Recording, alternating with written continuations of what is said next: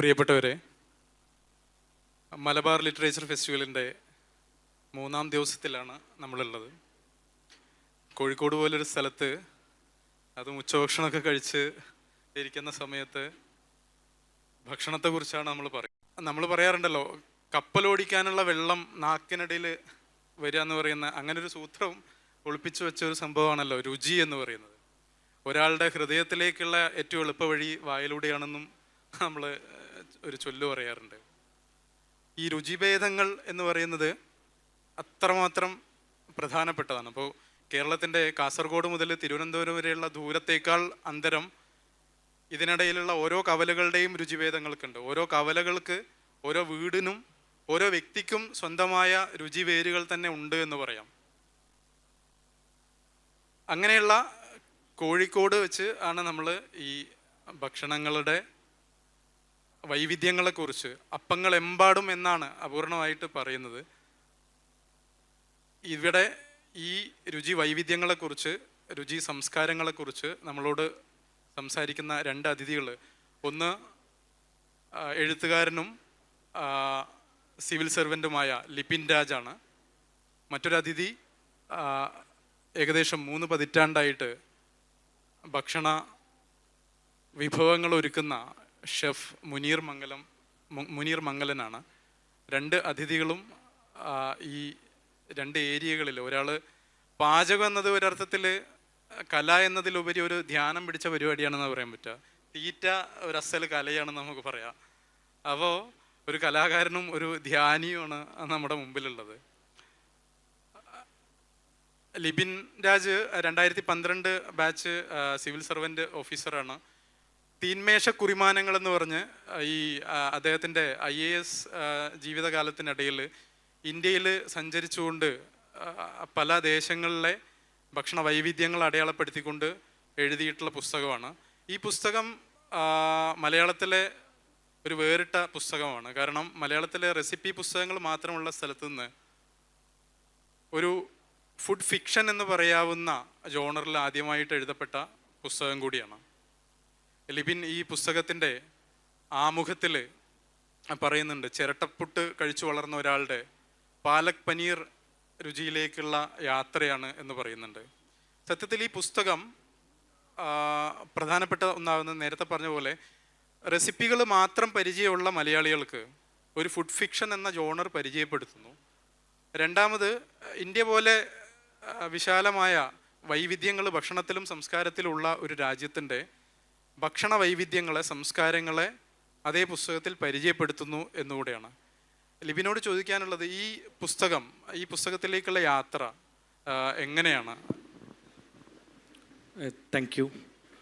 ആദ്യം തന്നെ എന്നെ കേട്ടിരിക്കുന്നവർക്ക് മലയാളത്തിലെ ഭക്ഷണത്തിൻ്റെ ചരിത്രത്തെക്കുറിച്ചോ അല്ലെങ്കിൽ സാഹിത്യത്തിൽ ഭക്ഷണം എത്രത്തോളം സ്വാധീനം ചെലുത്തിയിട്ടുണ്ട് എന്നതിനെക്കുറിച്ച് അറിയാൻ വേണ്ടി 1-2 ചോദ്യങ്ങൾ ചോദിക്കാൻ ഞാൻ ആഗ്രഹിക്കുന്നു. സാഹിത്യം വായിക്കുന്നവരാണ് എന്ന വിശ്വാസത്തിൽ ഞാൻ ചില കഥാപാത്രങ്ങളുടെ പേര് പറയാം. എൻ്റെ സദസ്സിലുള്ളവർ ദയവായിട്ട് ഇത് ഏത് പുസ്തകവുമായി ബന്ധപ്പെട്ടിട്ടുള്ളതാണെന്ന് ഒന്ന് പറയുകയാണെങ്കിൽ നല്ലതായി. 1-ാമത്തെ കഥാപാത്രം കുട്ടാടൻ പൂശാരി. ആരെങ്കിലും ഈ കഥാപാത്രം മലയാളത്തിലെ ഏത് പുസ്തകത്തിലെ ഏത് ഭക്ഷണവുമായി ബന്ധപ്പെട്ടിട്ടാണെന്ന് ആർക്കെങ്കിലും അറിയാമോ? കുട്ടാടൻ പൂശാരി. എനിവൺ?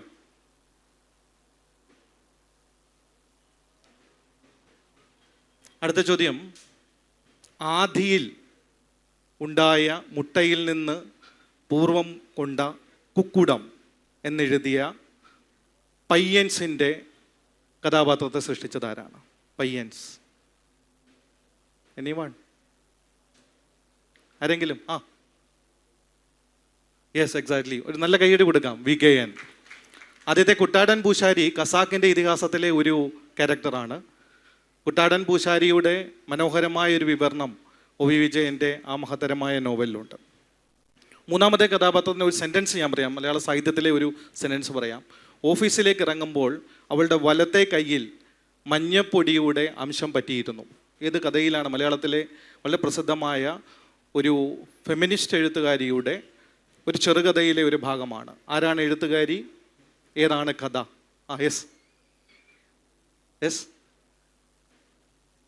എക്സാലി, വലിയൊരു കൈയടി കൊടുക്കാം. നെയ് പായസം, മാധവിക്കുട്ടി. ഞാനിത് പറയാൻ കാരണം നമ്മുടെ സാഹിത്യം രുചി വൈവിധ്യങ്ങളാൽ സമ്പന്നമാണ്. പല നോവലുകളിലും പല ചെറുകഥകളിലുമൊക്കെ നിരന്തരമായിട്ട്, ഇപ്പോൾ ഏറ്റവും അടുത്ത കാലത്ത് മലയാളം ഏറ്റവും കൂടുതൽ ചർച്ച ചെയ്ത ഗോപാൽ യാദവ് എന്ന ബിഹാരി, അതേത് കഥയിൽ നിന്നാണ്? ഗോപാൽ യാദവ് ബിരിയാണി, സന്തോഷ് ഏച്ചിക്കാനത്തിൻ്റെ ബിരിയാണി എന്ന ചെറുകഥയിൽ നിന്ന് വന്ന ഒരു ഭാഗമാണ്.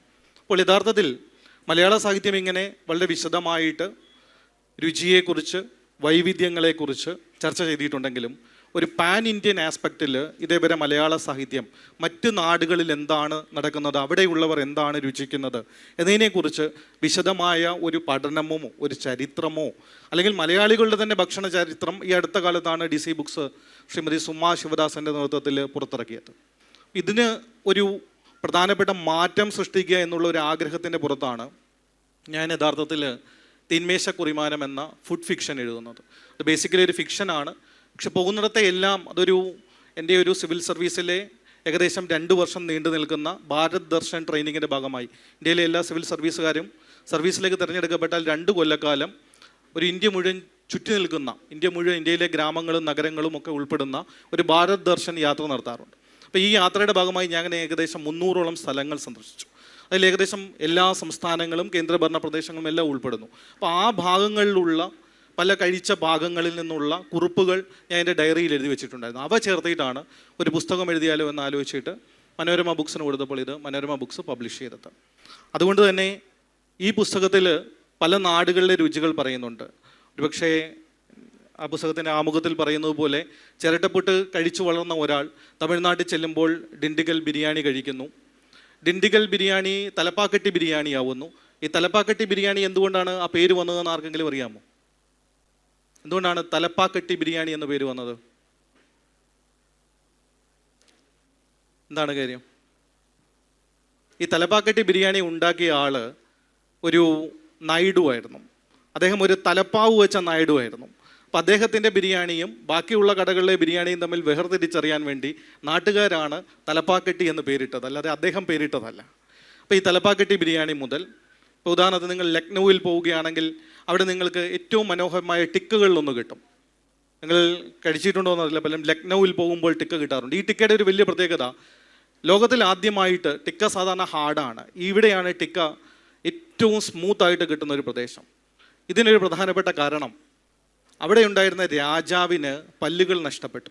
അപ്പോൾ അദ്ദേഹത്തിൻ്റെ കൊട്ടാരത്തിലെ പാചകക്കാർ ചേർന്ന് പല്ലില്ലാത്ത രാജാവിന് കഴിക്കാൻ വേണ്ടി സോഫ്റ്റായി ഉണ്ടാക്കിയതാണ് അവിടുത്തെ ലക്നൗവിൽ നമുക്ക് കിട്ടുന്ന തുണ്ടേ കബാബ് എന്ന് പറയുന്ന ഈ ടിക്കയുടെ ഒരു വകഭേദമായ കബാബ്. ഒരുപക്ഷെ ഇങ്ങനെ രസകരമായ ഒട്ടേറെ ചരിത്രങ്ങൾ രേഖപ്പെടുത്തുവാൻ വേണ്ടി എനിക്ക് ഈ പുസ്തകത്തിലൂടെ അവസരം കിട്ടി എന്നുള്ളതാണ് ഏറ്റവും രസകരമായ കാര്യം. ഷെഫ് മുനീർ മംഗലൻ ഈ 3 പതിറ്റാണ്ട് കാലത്തെ ഷെഫ് ജീവിതത്തിനിടയിൽ ഒരുപാട് രാജ്യങ്ങൾ സന്ദർശിക്കുന്നു, ഒരുപാട് പ്രമുഖ ഹോട്ടൽ ശൃംഖലകൾക്ക് വേണ്ടിയിട്ട് പ്രവർത്തിക്കുന്നു. ഇതിനിടയിലുള്ള ഒരു ജീവിതം ഇപ്പോൾ മലയാളത്തിൽ എനിക്ക് തോന്നുന്നു ലണ്ടൻ ബത്തേരിയിലെ ലുത്തിനികൾ എന്ന നോവലിലെ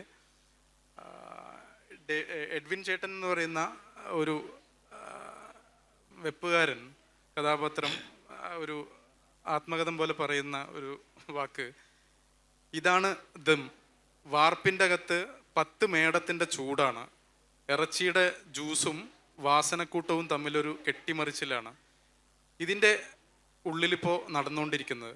ഒരു 10,000 ദം ഞാൻ വെച്ചിട്ടുണ്ട്, എന്നാലും എൻ്റെ ഇഷ്ടന്മാരെ കൈവിറ മാറിയിട്ടില്ല.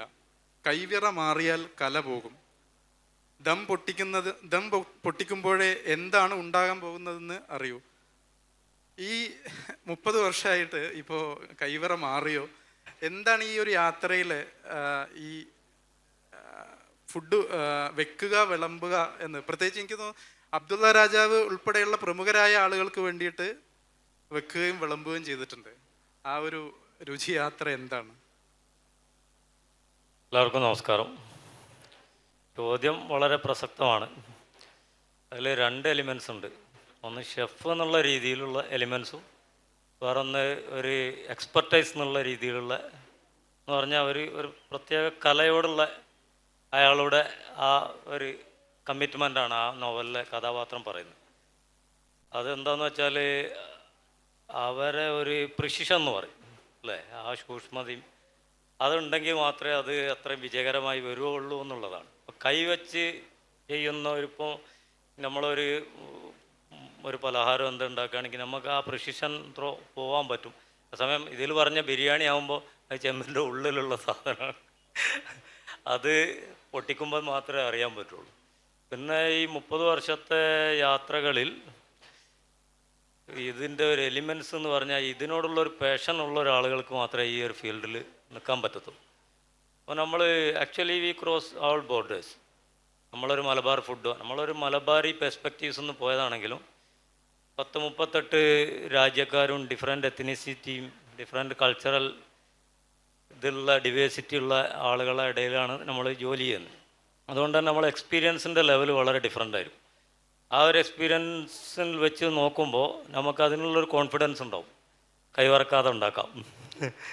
അടുത്ത ചോദ്യത്തിനും ഇന്ന് മറുപടി പറയാം.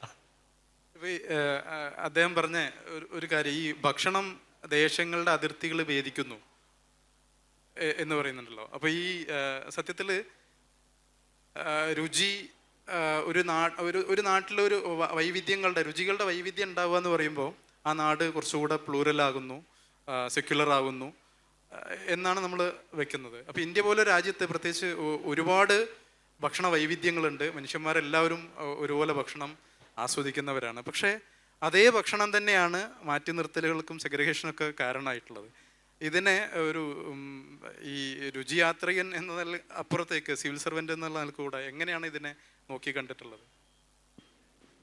അതായത് നമ്മൾ സൃഷ്ടിച്ച ഇത്തരത്തിലുള്ള ചില തോട്ട് പ്രോസസ്സിനപ്പുറം നിങ്ങളിപ്പോൾ ഡൽഹിയിൽ എത്തിക്കഴിഞ്ഞാൽ ഡൽഹിയിൽ ഉത്തരേന്ത്യക്കാർ ഏറ്റവും കൂടുതൽ വന്നു പോകുന്ന ഒരു ഹോട്ടലുണ്ട്. അത് നടത്തുന്നത് ദക്ഷിണേന്ത്യക്കാരാണ്, ശരവണ ഭവൻ. നിങ്ങൾക്ക് അവിടെ വൈകുന്നേരങ്ങളിൽ സീറ്റ് കിട്ടുക വളരെ ബുദ്ധിമുട്ടാണ്. ഒരു വൈകുന്നേരം നിങ്ങൾക്ക് ഒരു 9-10 മണി വരെ നീണ്ട ക്യൂ ശരവണ ഭവൻ്റെ മുമ്പിൽ. ഇതും ഒരു വെജിറ്റേറിയൻ ഫുഡാണെന്ന് കൂടി ആലോചിച്ചോണം. ഒരു പക്ഷേ നോർത്ത് ഇന്ത്യയെ ഏറ്റവും കൂടുതൽ അട്രാക്റ്റ് ചെയ്യുന്നത് സൗത്ത് ഇന്ത്യൻ ഫുഡ് തന്നെയാണ് എല്ലാ കാലത്തും. ഇപ്പോൾ എൻ്റെ ബാച്ച്മേറ്റ് ആയിരുന്ന സാഗരിക എന്നോട് പറഞ്ഞതാണ്, നിങ്ങളുടെ സാമ്പാറിനേക്കാൾ രുചിയുള്ള ഒരു വിഭവം ഞാൻ എൻ്റെ ജീവിതത്തിൽ ഇന്നേ വരെ കണ്ടിട്ടില്ല. കാരണം എത്രയധികം സാധനങ്ങളാണ് നിങ്ങൾ സാമ്പാറിലിടുന്നത്. ശരിയാണ്, സാമ്പാറിൽ എന്തൊക്കെ ഇടണമെന്ന് ഇപ്പോൾ ഇവിടെ ഇരിക്കുന്ന സ്ത്രീകൾക്ക് ആർക്കെങ്കിലും സാമ്പാറിൽ എന്തൊക്കെയാണ് കൂട്ടുക എന്ന് വളരെ വ്യക്തമായിട്ട് പറയാൻ കഴിയുമോ? നിങ്ങൾ ഓരോരുത്തരും സാമ്പാറിൻ്റെ റെസിപ്പി തയ്യാറാക്കുകയാണെങ്കിൽ വ്യത്യസ്തമായിരിക്കും. അപ്പോൾ അതാണ് മലയാളിയുടെ ഒരു പൊതുവേ ഉള്ള ഭക്ഷണത്തിൻ്റെ ചരിത്രം എടുത്താൽ നിങ്ങൾക്ക് മനസ്സിലാവുക. അപ്പോൾ നിങ്ങൾ ഉദാഹരണത്തിന് നമ്മൾ പല സംസ്കാരങ്ങളിൽ നിന്നും വാങ്ങിയതാണ്. ഇന്ത്യ ഇതേപോലെ തന്നെ പല സംസ്കാരങ്ങളിൽ നിന്നും പല ഭക്ഷണ രുചികൾ വാങ്ങിക്കാറുമുണ്ട്. ഇപ്പോൾ ഉദാഹരണത്തിന് പായസം എന്ന പേര് എങ്ങനെയാണ് വന്നത്? എങ്ങനെയാണ് പായസം എന്ന പേര് വന്നത്? പായസം വന്നത് പയസ് അല്ലെങ്കിൽ പാലിൽ ഉണ്ടാക്കിയത് എന്ന വാക്കിൽ നിന്നാണ് പായസം വന്നത്. ഇന്നിപ്പോൾ പാലില്ലാതെയും പായസം ഉണ്ടാക്കാവുന്ന അന്വേഷണത്തിലാണ് നമ്മുടെ ഷെഫുമാർ. പക്ഷേ അതിൻ്റെ പേരിനെ പോലും അപ്രസക്തമാക്കുന്ന യാത്രയിലാണ്. ഇറച്ചി എന്ന വാക്കിൻ്റെ അർത്ഥം എന്താ? എനിവൺ പ്ലീസ്, നിങ്ങളെല്ലാവരും കഴിക്കുന്നവരല്ലേ? ഇറച്ചി എന്ന വാക്കിൻ്റെ അർത്ഥം എന്താ? ഇറച്ചി രണ്ടാണ്, അതിനെ നമുക്ക് രണ്ടായിട്ട് മുറിക്കാം. ഇപ്പം ദോശ എന്നതിൻ്റെ അർത്ഥം എന്താ? ദോശ. ഞാൻ എല്ലാത്തിൻ്റെ പറയൂ. യെസ്, എന്താണ്? Double side. Okay, correct, exactly correct. അതായത് ഓശ എന്നാണ് ദോശയുടെ കറക്റ്റ് അർത്ഥം. എന്ന് പറഞ്ഞാൽ സംസ്കൃതത്തിൽ 2, ഓശ എന്ന് പറഞ്ഞു കഴിഞ്ഞാൽ 2 തവണ ഒഴിക്കുന്നത് എന്നുള്ളതാണ്, 2 തവണ മറിക്കുന്നത് എന്നുള്ളതാണ് ദോശയുടെ അർത്ഥം. ഇനി പായസം ഞാൻ പറഞ്ഞു, പയസ്സിൽ എന്താണോ രൂപപ്പെടുത്തിയെടുക്കുന്നതാണ് പായസം. ഇറ എന്ന് പറഞ്ഞു കഴിഞ്ഞാൽ കൊല്ലുക അല്ലെങ്കിൽ ജീവൻ വെടിയുക എന്നാണ് ഇറ എന്ന വാക്കിൻ്റെ അർത്ഥം, അല്ലെങ്കിൽ മരണമുണ്ടാവുക. ചീ എന്ന് പറഞ്ഞു കഴിഞ്ഞാൽ ജനിക്കുക എന്നാണ്. ഒരേ സമയം മരിക്കുകയും ജനിക്കുകയും ചെയ്യുന്ന ഒന്നാണ് ഇറച്ചി. നമ്മളിങ്ങനെ ഓരോന്നിൻ്റെയും അർത്ഥം മനസ്സിലാക്കിയാൽ പല ഇപ്പം കഞ്ഞി എന്ന് പറയാറുണ്ടല്ലോ. കഞ്ഞി എന്താണ്? കഞ്ഞി എന്ന വാക്കിൻ്റെ അർത്ഥം എന്താ? അത് എവിടെ നിന്ന് വന്നതാ? Anyone please? കാഞ്ഞി എന്ന സംസ്കൃത പദത്തിൽ നിന്നാണ് കഞ്ഞി ഉത്ഭവിച്ചത്. ഇനി സാമ്പാർ എന്നുള്ള അതായത് സംഭരിക്കപ്പെടുന്ന പലതരത്തിലുള്ള വിഭവങ്ങൾ സംഭരിച്ചുണ്ടാക്കുന്നത് എന്നുള്ള അർത്ഥത്തിൽ നിന്നാണ് സാമ്പാർ ഉണ്ടായത്. അപ്പോൾ യഥാർത്ഥത്തിൽ എല്ലാ സംസ്കാരങ്ങളും പേരിന് മാത്രമല്ല രൂപപ്പെടുത്തി എടുക്കുന്നതിന്. ഇപ്പോൾ ഉദാഹരണത്തിന് നിങ്ങൾ ഇഡ്ഡലി എടുക്കുകയാണെങ്കിൽ ഇഡ്ഡലിക്ക് തമിഴിലും മലയാളത്തിലും തെലുങ്കിലും ഒരേ വാക്ക് തന്നെയാണ്.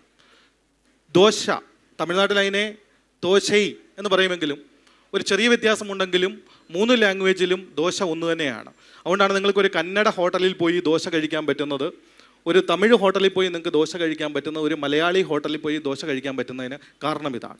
ഈ വേർതിരിവുകൾ ഏതാനും വ്യക്തികളോ ഏതാനും സംഘടനകളോ അല്ലെങ്കിൽ ഏതാനും പ്രത്യയശാസ്ത്രങ്ങളോ ഉണ്ടാക്കുന്നതാണ്. പക്ഷേ പ്രത്യയശാസ്ത്രങ്ങൾക്ക് അപ്പുറത്ത് ഇവയെ ചേർത്ത് നിർത്തുന്ന ഒന്നാണ് രുചി എന്നുള്ളത്. ഇപ്പം ഞാൻ ഉദാഹരണത്തിന്, നിങ്ങൾ ആസാമിൽ നിന്നുള്ള ടീ ഏതെങ്കിലും സാഹചര്യത്തിൽ കഴിക്കാനുള്ള ഇട വന്നിട്ടുണ്ടോ? ആസാം ടീ ആരെങ്കിലും കുടിച്ചിട്ടുണ്ടോ? ആസാം ചായ. ഓക്കെ, നമ്മൾ പലപ്പോഴും ചെയ്യുന്ന ഒരു വലിയ അബദ്ധമാണ്, നമ്മൾ മറ്റു സംസ്ഥാനങ്ങളിൽ പോയി ചായപ്പൊടിയോ തേയിലപ്പൊടിയോ ഒക്കെ വാങ്ങിച്ചുകൊണ്ട് വരും. എന്നിട്ട് നമ്മൾ ഒറ്റ തിളപ്പിക്കലിൽ നമ്മൾ ചായ രുചിച്ച് അത് കളയും.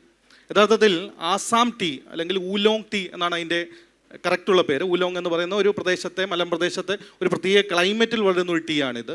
ഈ ഊലോങ് ടീക്ക് 7 തിളപ്പിക്കലുകളുണ്ട്. 7ാമത്തെ തിളപ്പിക്കലിൽ അതിൻ്റെ മണം എന്തിൻ്റെ മണമാണെന്നറിയാമോ? Can you guess? വാനിലയുടെ മണമാണ്. നമ്മൾ സാധാരണഗതിയിൽ 1ാമത്തെ തിളപ്പിച്ച ആറ്റിക്കലിൽ നമ്മൾ ചായ കുടിച്ച് കഴിയും. 2, 3, 4, 5, 6, 7 വരെ തിളപ്പിച്ചാറ്റലുകളിലാണ് ആസാം ടീ അതിൻ്റെ എസൻസ് കണ്ടെത്തുന്നത്. ഇതേപോലെയാണ് നമ്മുടെ രുചികൾ. ഒരുപക്ഷെ എനിക്ക് തോന്നുന്നു ഞാൻ അല്പം കൂടെ സമയം എടുക്കാം, നമ്മുടെ ചരിത്രം മാത്രമല്ല വിദേശ ചരിത്രത്തിൽ കൂടെ നോക്കിക്കഴിഞ്ഞാൽ, ഇപ്പോൾ ഉദാഹരണത്തിന് നിങ്ങളൊക്കെ പഴംപൊരി കഴിക്കാറില്ലേ? പഴംപൊരി കഴിക്കാറില്ലേ? ഈ പഴംപൊരിയുടെ അടിസ്ഥാനം എവിടെ നിന്നാണ്? പഴംപൊരിക്ക് ഇസ്രായേൽ പാലസ്തീൻ യുദ്ധവുമായി ഒരു ബന്ധമുണ്ടെന്ന് ഞാൻ പറഞ്ഞാൽ നിങ്ങൾ എസ്റ്റാബ്ലിഷ് ചെയ്തു തരുമോ? Can you believe? യഥാർത്ഥത്തിൽ പഴംപൊരിയുടെ കേരളത്തിലെ ആദിമ രൂപം പാസ്റ്റൽ എന്ന കൊച്ചിയിലെ ജൂതന്മാരുണ്ടാക്കുന്ന, ഒരുപക്ഷെ ലോകമെമ്പാടുമുള്ള ജൂതന്മാർ ഇസ്രയേലി ജനത ഉണ്ടാക്കുന്ന പാസ്റ്റൽ എന്ന വിഭവമാണ്. എക്സാക്ട്ലി നിങ്ങൾ പഴംപൊരി ഉണ്ടാക്കുന്ന രീതി മനസ്സിലാക്കി കഴിഞ്ഞാൽ അതിന് പാസ്റ്റലുമായുള്ള വലിയ ബന്ധമുണ്ട്. ഞാൻ ഒരു 2 വർഷം മുമ്പ് ജപ്പാനിൽ പോയപ്പോൾ അവിടെ ഈ റൈസിൽ നിന്ന് കിട്ടുന്ന ഒരു പ്രത്യേക തരം വൈന്, അതാണ് അവർ സുഷി എന്ന് പറയുന്ന ഈ മാംസവിഭവങ്ങളുമായിട്ട് ഉണ്ടാക്കി ചേർത്ത് കഴിക്കുന്ന ലഹരി പാനീയം. അധികം വലിയ ലഹരിയൊന്നുമില്ല. അതിൻ്റെ പേര് സാക്കെ. അതൊരു ബേസിക്കലി ഒരു റൈസ് വൈനാണ്. അതാണ് സുഷിയുമായി ചേർത്ത് കഴിക്കുന്നത്. ഇതേ കൾച്ചർ തന്നെയാണ് നമ്മൾ കപ്പയും കള്ളും നമ്മുടെ നാട്ടിൽ കഴിക്കുമ്പോൾ ഉണ്ടാവുന്നത്. നമ്മുടെ കപ്പയിലും ഒരു ചെറിയ നേരിയ സയനൈഡ് അടങ്ങിയിട്ടുണ്ട്. അതുകൊണ്ടാണ് നമ്മൾ കപ്പ വേവിച്ച് തിളപ്പിച്ച് കഴിക്കുന്നത്. നിങ്ങൾ പലപ്പോഴും ശ്രദ്ധിച്ചിട്ടുണ്ടാവും, കപ്പയില ഏതെങ്കിലും മൃഗങ്ങൾ കഴിച്ചാൽ അതിന് പെട്ടെന്നൊരു വാട്ടം വരാറുണ്ട്, അതിനൊരു മയക്കം വരാറുണ്ട്. ഇതിന് പ്രധാനപ്പെട്ട കാരണം കപ്പയിൽ ഒരു ചെറിയ തോതിൽ വിഷം അടങ്ങിയിട്ടുണ്ട്. കപ്പയുടെ ചരിത്രം പരിശോധിക്കുകയാണെങ്കിൽ, can I take 5 more minutes? കപ്പയുടെ ചരിത്രം പരിശോധിക്കുകയാണെങ്കിൽ പഴയ തിരുവിതാംകൂറിൽ വലിയ തോതിലുള്ള ക്ഷാമമുണ്ടായപ്പോൾ അന്നത്തെ രാജാവായിരുന്ന ആയില്യം തിരുനാളിന് ഒരു വഴിയുമില്ലാതിരുന്നു. അപ്പോൾ അദ്ദേഹത്തിൻ്റെ സഹോദരനായ വിശാഖം തിരുനാൾ അന്ന് ഒരു വൈകുന്നേരം ഒരു മീറ്റിങ്ങിൽ പങ്കെടുത്തു. തിരുവനന്തപുരത്ത് റെയിൽവേ സ്റ്റേഷനിൽ എത്ര പേർ പോയിട്ടുണ്ട്? തിരുവനന്തപുരം റെയിൽവേ സ്റ്റേഷനിൽ, അതിൻ്റെ മുകളിൽ, റെയിൽവേ സ്റ്റേഷൻ്റെ മുകളിൽ ഒരു പാലമുണ്ട്. ആ പാലത്തിൻ്റെ അവിടെ നിന്ന് കരമനയ്ക്ക് പോകുന്ന വഴി തൊട്ടടുത്തായിട്ട് തിയോസഫിക്കൽ സൊസൈറ്റിയുടെ ഒരു ഓഫീസുണ്ട്. കേരളത്തിൽ ആദ്യമായി കപ്പയെക്കുറിച്ചുള്ള ഡിസ്കഷൻ നടന്ന ഓഫീസാണ് തിയോസഫിക്കൽ സൊസൈറ്റിയുടെ, ഇപ്പോൾ ആർക്കും വേണ്ടാത്ത ആ ഓഫീസ്. തിയോസഫിക്കൽ സൊസൈറ്റിയുടെ മീറ്റിംഗ് ഉദ്ഘാടനം ചെയ്യാൻ വന്ന ആൾക്കോട്ട് എന്ന വിദേശ ആളാണ് ഈ വിശാഖം തിരുനാളിനോട്, നിങ്ങളുടെ നാട്ടിൽ ക്ഷാമമല്ലേ, നിങ്ങൾ ബ്രസീലിൽ നിന്ന് കപ്പ ഇറക്കിയാൽ ഒരുപക്ഷെ നിങ്ങൾക്ക് ഗുണം ചെയ്യും എന്ന് മനസ്സിലാക്കിയത്. അതിന് മുമ്പേ ഗോവയിൽ 1800കളിൽ കപ്പ കൃഷി പോർച്ചുഗീസുകാർ വഴി സ്റ്റാർട്ട് ചെയ്തിരുന്നു. പിന്നീടാണ് തിരുവിതാംകൂർ ഇടപെട്ട് വലിയ തോതിൽ ബ്രസീലിൽ നിന്ന് കപ്പക്കമ്പ് കൊണ്ടുവരുന്നത്. അപ്പോൾ നിങ്ങൾക്കറിയാം, അന്ന് വരെ നമ്മുടെ നാട്ടിലെ പൊതുവായ ഭക്ഷണം തിനയായിരുന്നു. തിനയ്ക്ക് അതിനുശേഷമാണ് നെല്ലൊക്കെ വന്നത്. അപ്പോൾ ഈ തിനയെ മാറ്റി, തിനയുടെ ഒരു വലിയ പ്രശ്നം അതിന് വലിയ തോതിൽ വെള്ളം വേണം. അപ്പോൾ അതിനെ മാറ്റി ഈ ക്ഷാമം, കാരണം നിങ്ങൾക്കറിയാമല്ലോ അതൊരു സീസണൽ ക്രോപ്പാണ്. അപ്പോൾ പൊതുവായിട്ട് എല്ലാ കാലത്തും ഉണ്ടാവുന്ന ഒരു വിഭവം ഉണ്ടെങ്കിൽ മാത്രമേ ക്ഷാമത്തെ പിടിച്ചു നിർത്താൻ പറ്റുള്ളൂ. അതിനു വേണ്ടിയിട്ടാണ് കപ്പ കേരളത്തിൽ ആദ്യമായിട്ട് ഇൻട്രൊഡ്യൂസ് ചെയ്യുന്നത്. കപ്പ ആദ്യം ഉണ്ടാക്കുമ്പോൾ കർഷകർക്കിടയിൽ വലിയ എതിർപ്പാണ്. കപ്പ കൃഷി ചെയ്യാൻ ആരും തയ്യാറല്ല. അങ്ങനെ കവടിയാർ കൊട്ടാരത്തിനകത്ത് 3 ഏക്കർ സ്ഥലം കണ്ടെത്തി രാജാവിൻ്റെ പാചകക്കാരെല്ലാം കൂടെ ചേർന്നിട്ട് ആദ്യമായിട്ട് കപ്പ കൃഷി തുടങ്ങുകയാണ്. കപ്പ വിളവെടുത്തതിന് ശേഷമാണ് ആളുകൾക്ക് ഈ കപ്പ വിശപ്പ് മാറ്റുമെന്ന്, അത് എങ്ങനെയാണ് ഉണ്ടാക്കുന്ന രീതി വരെ കൊട്ടാരത്തിനകത്ത് ഡിസ്കസ് ചെയ്തിട്ടാണ് പിന്നീട് കപ്പ കേരളത്തിൻ്റെ ഒരു പോപ്പുലർ വിഭവമായി മാറുന്നത്. ഇനി ഒരു കാര്യം കൂടെ പറഞ്ഞ് നിർത്തിക്കോട്ടെ. ചമ്മന്തി എന്ന് നിങ്ങൾ കേട്ടിട്ടുണ്ടോ? മലബാർ ലൈൻ എന്താ പറയുക? ചമ്മന്തി എന്ന് തന്നെയാണോ പറയുക? എന്താ പറയുക? ചമ്മന്തി. ഓക്കെ, ഈ ചമ്മന്തിക്ക് നായർ സ്ത്രീകളുടെ ഇടയിൽ പണ്ട് ഉണ്ടായിരുന്ന സംബന്ധവുമായി ഒരു ബന്ധമുണ്ട്. യഥാർത്ഥത്തിൽ ചമ്മന്തി വരുന്നത് സംബന്ധത്തിൽ നിന്നാണ്. അതായത് തിരുവിതാംകൂറിൽ നായർ സ്ത്രീകൾക്കിടയിൽ, നിങ്ങൾക്കറിയാമല്ലോ സംബന്ധം എന്ന ഏർപ്പാടിനെ കുറിച്ച് ഞാൻ വിശദീകരിച്ച് പറയേണ്ട കാര്യമില്ലല്ലോ. അപ്പം ഉയർന്ന വർഗത്തിലുള്ള പുരുഷന്മാർ സ്ത്രീകളെ പൊതുവെ ലൈംഗിക അടിമകളായിട്ട് ഉപയോഗിച്ചുകൊണ്ടിരുന്ന ഒരു വ്യവഹാരമായി ഒരു വ്യവസ്ഥിതിയായിരുന്നു സംബന്ധം എന്നത്.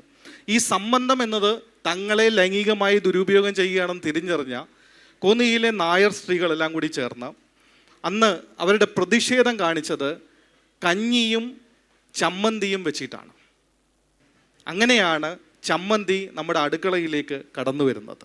പക്ഷേ സംബന്ധത്തിനെതിരെയുള്ള കേരളത്തിലെ സ്ത്രീകളുടെ പ്രതിരോധമാണ് ചമ്മന്തി. ഇന്ന് ചമ്മന്തി കഴിക്കുമ്പം ഒരുപക്ഷെ ചട്നി എന്നത് അക്കാലത്തെ മറ്റ് സംസ്ഥാനങ്ങളിൽ ഉണ്ടായിരുന്നു. ചട്നി അല്ലെങ്കിൽ കാട്നി എന്ന സംസ്കൃത പദത്തിൽ നിന്നാണ് ചട്നി തമിഴിലേക്ക് വരുന്നത്, അവിടെ നിന്ന് കേരളത്തിലേക്ക് വരുന്നത്. പക്ഷേ ചട്നിയെ നേർപ്പിച്ചെടുത്ത് ചമ്മന്തി ഉണ്ടാക്കാമെന്ന് കണ്ടുപിടിച്ചത് സംബന്ധത്തിനെതിരെയുള്ള ഒരു പോരാട്ടമായിട്ടാണ്. ഇത് കേരളത്തിൻ്റെ ചരിത്രത്തിലെങ്ങും രേഖപ്പെടുത്താത്ത, ഭക്ഷണ ചരിത്രത്തിലെങ്ങും ഇടം പിടിക്കാത്ത ഒരു ഏടാണ്.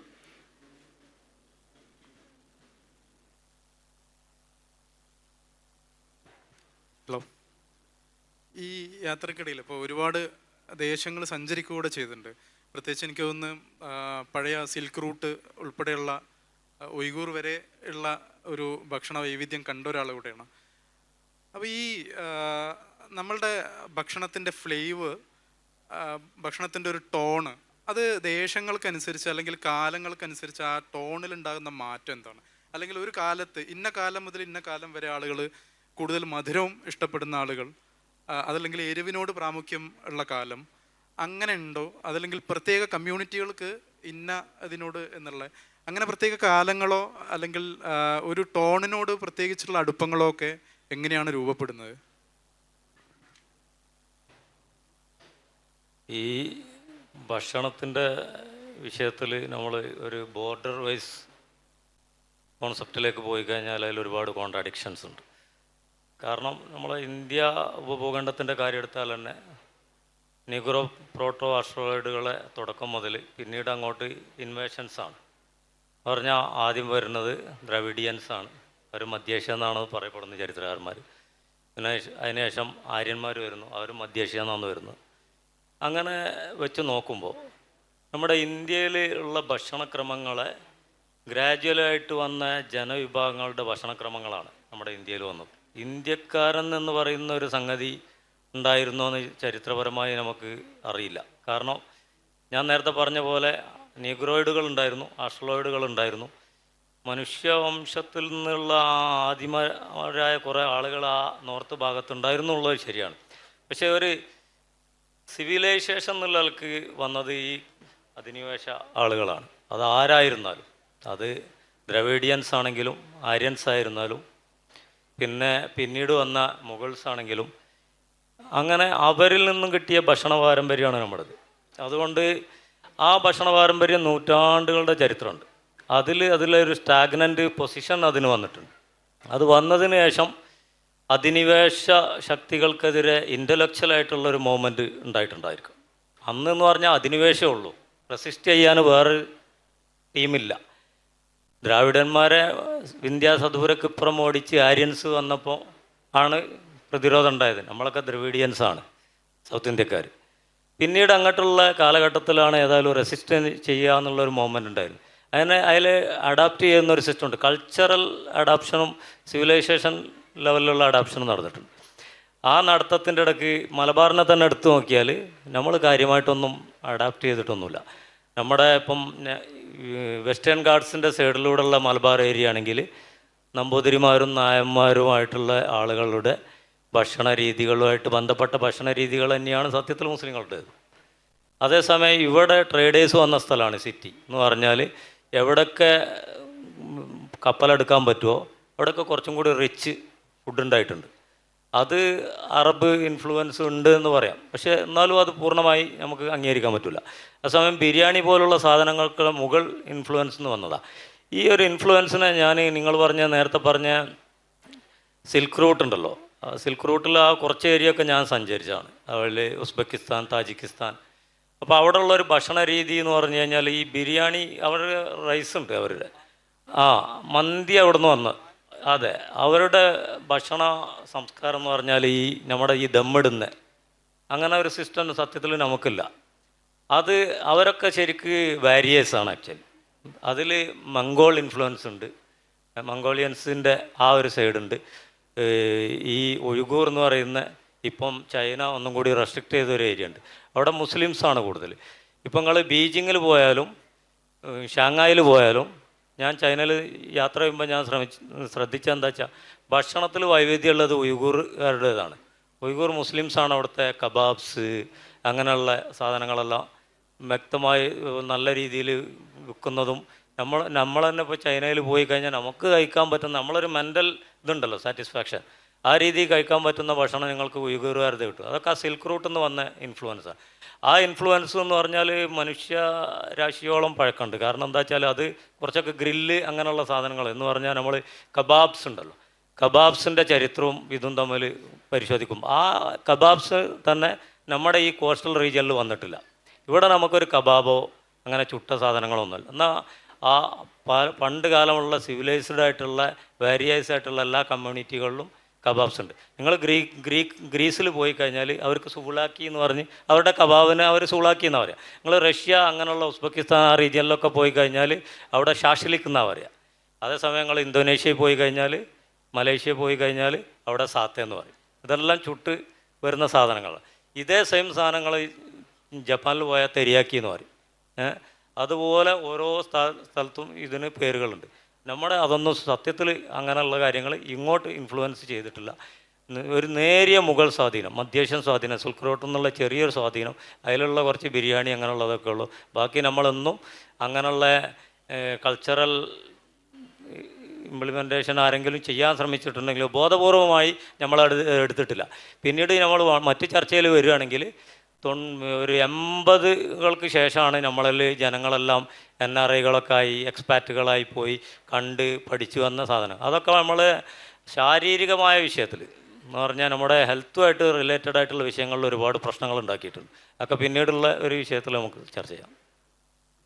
അപ്പോൾ ഈ അധിനിവേശത്തെക്കുറിച്ച് പറഞ്ഞു. ഇപ്പോൾ മൊറോക്കോ പോലുള്ള സ്ഥലങ്ങളിൽ, ലെബനനിലൊക്കെ ഫ്രഞ്ച് സ്വാധീനം ഭക്ഷണത്തിൽ കാണാം. ഇപ്പോൾ ഗോവയിൽ പോർച്ചുഗീസിൻ്റെ സ്വാധീനം കാണാം. ഇവിടെ ബ്രിട്ടീഷുകാർ ഭരിച്ചൊരു സ്ഥലമാണ്, പക്ഷേ ഒരു ബ്രിട്ടീഷ് വിഭവം ഒരിക്കലും നമ്മളെ സ്വാധീനിച്ചിട്ടില്ല, ഒരു ഡിഷ് പോലും ഇല്ല. എന്തായിരിക്കും അതിൻ്റെ കാരണം? അതിൻ്റെ കാരണം സത്യം പറഞ്ഞാൽ മതമാണ് എൻ്റെ ഒരു നിരീക്ഷണത്തിൽ. കാരണം ഇവിടുത്തെ ഉലമ എന്ന് പറയുമല്ലോ, റിലീജിയസ് പ്രിസ്റ്റുകളുണ്ടല്ലോ, അവർ അതിനെ സത്യത്തിൽ റെസിസ്റ്റ് ചെയ്യപ്പെടേണ്ട ഒരു കൾച്ചറാണെന്നുള്ള രീതിയിൽ അന്നത്തെ ഒരു കാലത്ത്, പണ്ട് നമ്മുടെ ഏറ്റവും ചെറിയ കാലം എന്ന് പറഞ്ഞാൽ എനിക്കിപ്പോൾ 48 വയസ്സായി. അപ്പം ഞാനെല്ലാം മദ്രസയിൽ സ്കൂളിൽ പോകുന്ന കാലത്ത് സുന്നി എന്ന് നമ്മൾ പറയുന്ന മെജോറിറ്റി വിഭാഗങ്ങളുണ്ടല്ലോ, അവരുടെ ഒരു ഇതിൽ തന്നെ അവർ പറയും ഇംഗ്ലീഷ് പഠിച്ചാൽ നരകത്ത് പോകുമെന്ന് പറയും. അത് സത്യത്തിൽ ഇംഗ്ലീഷ് പഠിച്ചാൽ നരകത്ത് പോയിട്ടല്ല, ആ ഇംഗ്ലീഷ് സംസ്കാരത്തിന് നമ്മൾ ഉൾക്കൊള്ളാൻ ശ്രമിച്ചാൽ അത് ഒരു ദൈവനിന്ദ പോലെ പഠിപ്പിച്ചു കൊടുത്തിട്ടുണ്ട്. അതുകൊണ്ട് ആ രീതിയിലുള്ള സ്വീകരണം ഈ റീജിയനിലുള്ള ആളുകൾ ചെയ്തിട്ടില്ല. അതേസമയം ഗോവക്കാരത് നല്ല രീതിയിൽ അവരെ സ്വാധീനിച്ചിട്ടുണ്ട്. ഗോവൻ ഫുഡിന് അവർക്കൊരു എത്തനിക്കായിട്ടുള്ള ഒരു ഫുഡൊന്നുമില്ല ഗോവക്കാർക്ക്. അവരുടെ എല്ലാം പോർച്ചുഗീസ് ഇൻഫ്ലുവൻസ്ഡ് ഫുഡാണ്. മനസ്സിലായി, കൾഡറാറ്റി ആണെങ്കിലും അവർ ഏത് ഫുഡാണെങ്കിലും അവർക്ക് ബേസിക് ഫെന്നി എന്നൊക്കെ പറഞ്ഞുള്ള, ഇപ്പം നേരത്തെ ഇവർ സൂചിപ്പിച്ച പോലെ ജപ്പാനിൽ റൈസിൽ നിന്നുണ്ടാക്കുന്ന വൈനുണ്ടല്ലോ സാക്കെ എന്ന് പറഞ്ഞിട്ട്, അതേപോലെ അവർക്ക് അവിടെ കാഷ്യൂ നട്ട് ഉണ്ട്, അതും പോർച്ചുഗീസുകാർ കൊണ്ടുവന്ന, അതിൽ നിന്ന് ഫെനി എന്ന് പറഞ്ഞിട്ടൊരു ഇതുണ്ട്, അത് ബേസ് ചെയ്തിട്ടാണ് അവർ വിനെഗറെല്ലാം ഉണ്ടാക്കുന്നത്. അതല്ലേ. അപ്പോൾ അവരുടെ ഫുഡിൽ അതിൻ്റെ സ്വാധീനം ഉണ്ട്. ഈ മേഖലയെ സ്വാധീനിക്കാൻ പറ്റില്ല. കാരണം ഇവിടെ റെസിസ്റ്റൻ്റ് ആയിരുന്നു. ഇവിടെ ശരിക്ക് സിവിലൈസേഷനും കൾച്ചറും തമ്മിൽ വലിയൊരു വ്യത്യാസം ഉണ്ടല്ലോ. അപ്പോൾ സിവിലൈസ്ഡ് ആവുന്നിടത്ത് വരെ ഇതിൻ്റെ ഇൻഫ്ലുവൻസ് സംഭവിച്ചിട്ടില്ല എന്നാണ് ഞാൻ പറയുന്നത്. I'll just add 2 more sentences that he explored a new area. അതായത് നമ്മുടെ കേരളത്തിൻ്റെ ചരിത്രം നോക്കിയാൽ എന്തുകൊണ്ടാണ് ബ്രിട്ടീഷുകാർ അല്ലെങ്കിൽ വൈദേശികമായ ഭരണം പലപ്പോഴായിട്ട് നടന്നിട്ടും നമ്മളുടെ ചരിത്രത്തിലേക്ക് എന്തുകൊണ്ടാണ് അവർ കടന്നു വരാഞ്ഞത്? Because we were already enriched.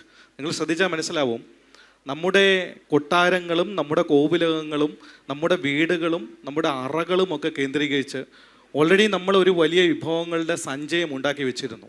അപ്പോൾ ഇതിനെ മറികടക്കാനായിട്ട് വൈദേശികമായ ഒരു ചെറിയ ഇൻഫ്ലുവൻസ് മാത്രമേ കൊണ്ടുവരാൻ പലപ്പോഴും ഈ വൈദേശികമായിട്ടുള്ള ഈ ശക്തികൾക്ക് കഴിഞ്ഞിട്ടുള്ളൂ. ഇപ്പോൾ ഉദാഹരണത്തിന് സൂപ്പ് കൾച്ചർ അതൊരു ബ്രിട്ടീഷ് കൾച്ചറാണ്. പക്ഷേ കേരളത്തിലെങ്ങും ഈ സൂപ്പ് കൾച്ചർ നിങ്ങൾക്ക് ഒരുപക്ഷെ ഹോട്ടലുകളിൽ പോയി കാണാമെങ്കിലും നമ്മളാരും വീടുകളിൽ ഭക്ഷണത്തിന് മുമ്പായിട്ട് സൂപ്പ് കഴിക്കുന്ന ഒരു ശീലമില്ല. ഇനി മറ്റൊരു ബ്രിട്ടീഷ് കൾച്ചറാണ് ഭക്ഷണത്തിന് മുമ്പേ വൈൻ കഴിക്കുക അല്ലെങ്കിൽ കള്ള് കുടിക്കുക എന്നുള്ളത്. ഭക്ഷണത്തിന് മുമ്പെയാണ് തുടങ്ങേണ്ടത്. നമ്മുടെ കപ്പയും കള്ളും രണ്ടും കൂടെ ചേർന്നാണ് പോകുന്നത്. ഒരിക്കലും നമ്മൾ കള്ള് കഴിച്ചിട്ടല്ല ഒരിക്കലും നമ്മൾ കപ്പ കഴിക്കുന്നത്. ആണോ? കള്ള് കഴിക്കുന്നവർക്ക് അറിയാമല്ലോ, നിങ്ങളെല്ലായ്പ്പോഴും കള്ള് കുടിച്ചിട്ട് വെയിറ്റ് ചെയ്തിട്ടാണോ നിങ്ങൾ കപ്പ കഴിക്കുന്നത്? അത്രയും വെയിറ്റ് ചെയ്യാനുള്ള ഒരു മാനസികാവസ്ഥ നമുക്കില്ല. ഒരുപക്ഷേ നമ്മുടെ വിഭവങ്ങൾ നിങ്ങൾ ശ്രദ്ധിച്ചാൽ മനസ്സിലാവും, പലപ്പോഴും അത് ആചാരങ്ങളുമായി ബന്ധപ്പെട്ടതാണ്. നിങ്ങളേവരും കേട്ടിട്ടുണ്ടാവും ആറന്മുള എന്ന് പറഞ്ഞൊരു സ്ഥലത്ത് അവിടെ വള്ളസദ്യ എന്ന് പറഞ്ഞ ഒരു വലിയ ആചാരമുണ്ട്. 64 വിഭവങ്ങളാണ് ആറന്മുള വള്ളസദ്യയിൽ വിളമ്പുന്നത്.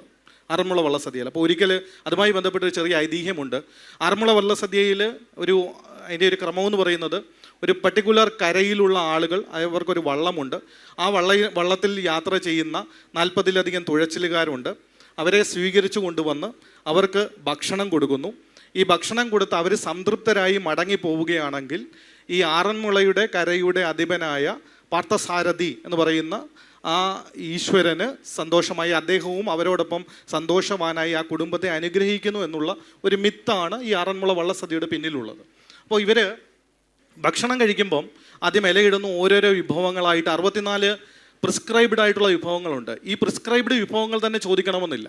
കാരണം പെട്ടെന്ന് ഈ വള്ളക്കാർ, അങ്ങനെയാണ് ഈ വള്ളപ്പാട്ട് അല്ലെങ്കിൽ നിങ്ങൾ വഞ്ചിപ്പാട്ട് എന്നൊക്കെ കേട്ടിട്ടുണ്ടല്ലോ, അതിൽ നിന്ന് ഈ വള്ളപ്പാട്ടെന്ന് പറയുന്ന ഒരു ട്രഡീഷൻ ഉണ്ടായത് ഈ ഭക്ഷണത്തിലൂടെയാണ്. കാരണം ഓരോ തവണയും അവരോരോ വിഭവങ്ങൾ ചോദിക്കും. ഇപ്പോൾ നമ്മളെ വീട്ടിൽ തൈര് വേണമെങ്കിൽ നമ്മൾ തൈര് കൊണ്ടുവരുമെന്നാണ് ചോദിക്കുക, സാമ്പാറാണെങ്കിൽ സാമ്പാർ കൊണ്ടുവരുമെന്നാണ് ചോദിക്കുക.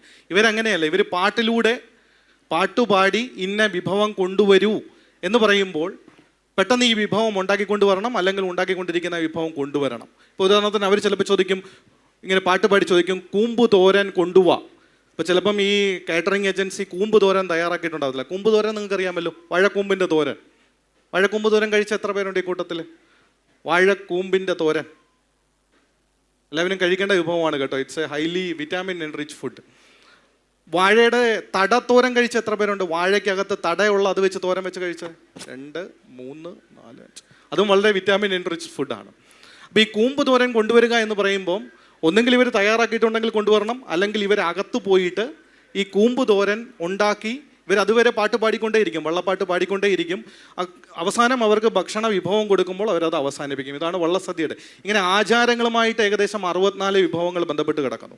ഇപ്പോൾ ഉണ്ണിയപ്പം, കൊട്ടാരക്കര ഉണ്ണിയപ്പം വളരെ വളരെ പ്രസിദ്ധമാണ്. അമ്പലപ്പുഴ പാൽപ്പായസം, ഈ ആറന്മുള വള്ളസദ്യയുമായി ചേർത്ത് അമ്പലപ്പുഴ പാൽപ്പായസത്തിനൊരു കഥയുണ്ട്. ഒരിക്കൽ ഒരു വള്ള പ്രദേശക്കാർ അവർ വള്ളസദ്യ കഴിച്ചുകൊണ്ടിരുന്നപ്പം അവർ പാട്ട് പാടിയിട്ട് അമ്പലപ്പുഴ പാൽപ്പായസം കൊണ്ടുപോവാ എന്ന് പാടിക്കളഞ്ഞു. അപ്പോൾ അമ്പലപ്പുഴ പാൽപ്പായസം സാധാരണ അമ്പലപ്പുഴ ക്ഷേത്രത്തിലല്ലാതെ വേറെ എങ്ങും അടുക്കളയിൽ ഉണ്ടാക്കാറില്ല. അപ്പോൾ ഈ ഭക്ഷണം ഉണ്ടാക്കിയ ആളുകൾ കുഴങ്ങി. കാരണം ഇവർ പാടിക്കൊണ്ടേയിരിക്കുന്നു, ഇവർക്ക് അമ്പലപ്പുഴ പാൽപ്പായസം കൊണ്ടുവരാൻ പറ്റുന്നില്ല. വള്ളക്കാർക്കറിയാം അമ്പലപ്പുഴ പാൽപ്പായസം കൊണ്ടുവരാൻ പറ്റില്ല. അങ്ങനെയാണെങ്കിൽ അമ്പലപ്പുഴ പോയി പാൽപ്പായസം കളക്ട് ചെയ്തുകൊണ്ട് വരണം. ഷോർട്ട് ടൈമിൽ അത് പോസിബിൾ അല്ല. ഉടനെ കരക്കാരും കുഴങ്ങി, വള്ളക്കാർക്ക് അമ്പലപ്പുഴ പാൽപ്പായസം കിട്ടിയേ തീരൂ. അപ്പോൾ കോവിലിൽ നിന്ന് പാർത്ഥസാരഥി പ്രത്യക്ഷപ്പെട്ടിട്ട് എൻ്റെ അമ്പലത്തിൽ ഇവിടെ പറഞ്ഞിരിക്കുന്ന 64 അല്ലാതെ വേറെ ഒന്നും അനുവദനീയമല്ല എന്ന് പറഞ്ഞു എന്നാണ് ഐതിഹ്യം. അതായത് 64 എന്ന് പറയുന്നത് പ്രിസ്ക്രൈബ്ഡ് വിഭവങ്ങൾ അക്കാലത്തെ ഉണ്ടായിരുന്നു എന്ന് ചരിത്രം രേഖപ്പെടുത്തി വെച്ചിരിക്കുന്നു. ഒരുപക്ഷെ നമ്മുടെ സംസ്കാരവുമായി ബന്ധപ്പെട്ട ഒരു മിത്തായിട്ട് ഇതിനെ വിശേഷിപ്പിക്കാമെങ്കിൽ കൂടി നമ്മുടെ ആചാരങ്ങളുമായി ബന്ധപ്പെട്ട് ഇപ്പം മുസ്ലിം വിഭാഗത്തിലാവട്ടെ, നിങ്ങൾക്ക് എവർക്കും അറിയാം പത്തിരി കേട്ടിട്ടുണ്ടോ? പത്തിരി കഴിച്ചിട്ടില്ലേ? കഴിക്കാത്ത എത്ര പേരുണ്ട് ഈ കൂട്ടത്തിൽ? പത്തിരി കഴിക്കാത്ത ആരെങ്കിലും ഉണ്ട് ഈ കൂട്ടത്തിൽ? ഫത്തിർ എന്ന് പറയുന്നൊരു വേർഡിൽ നിന്നാണ് പത്തിരിയുടെ വരവ്. അതേപോലെ ബിരിയാണി എവിടെ നിന്നാണ് വരുന്നത്? ബിരിയാണി എന്ന വാക്കിൻ്റെ അർത്ഥം എന്താ? ബെരിയാൻ. ബിരിയാൻ എന്ന് പറഞ്ഞാൽ എന്താ അർത്ഥം? വറുക്കുക എന്നാണ് അതിൻ്റെ അർത്ഥം, അല്ലെങ്കിൽ വേവിച്ചെടുക്കുക എന്നാണ് അതിൻ്റെ അർത്ഥം.